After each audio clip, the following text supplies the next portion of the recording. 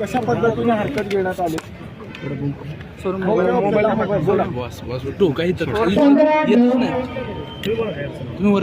भारतीय जनता पार्टीचे अधिकृत उमेदवार विजय बुमय्या चिप्पा यांच्या अर्जावरती आपण जे हँडरायटिंग मध्ये थोडासा जचा थोडा वरती रफार आलेला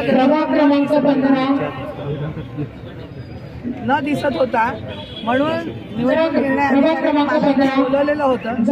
आमचे वकील नावकर साहेबांनी आधी क्लिअर केलेला होता, परंतु त्यांना शंका आली म्हणून आम्ही ॲफिडेव्हिट दिलं की हा अर्ज विजय चिप्पा यांचाच आहे. आपण जसं लिहिताना थोडासा तो विजयचा ज थोडासा वर गेला, त्यामुळे तो त्यांना न दिसत होता, पण तो खऱ्या अर्थाने जच होता. त्याचं ॲफिडेव्हिट दिलं आणि तो विषय आता संपलेला आहे. कोण घेतली होती हरकत? विरोधक असतात, त्यांनी हरकत घेतलेली होती. त्यांचं ते काम आहे ते घेतात, परंतु आमचा भारतीय जनता पार्टीचा अधिकृत उमेदवार विजय चिप्पा हाच आहे. ढकलाढकली कशामुळे झाली?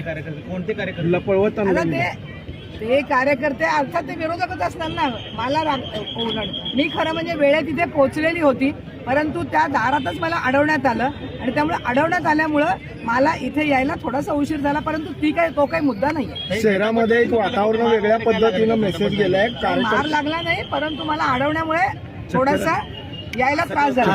शहरातल्या कार्यकर्त्यांना काय संदेश द्यायला वेगळ्या पद्धतीचा मेसेज गेलाय? तसं काही झालेलं नाही. कार्यकर्त्यांनी कार्यकर्त्यांनी आपला संयम राखावा. आपण अधिकृतरित्या ज्यांचे फॉर्म भरलेले आहेत ते फॉर्म व्यवस्थित भरलेले आहेत आणि आपल्याच उमेदवारांचे फॉर्म वैध झालेले आहेत. कार्यकर्त्यांनी कुठेही पायनिक होऊ नये, गोंधळ करू नये. आपल्या सर्व उमेदवारांचे फॉर्म वैध झालेले आहेत. धन्यवाद.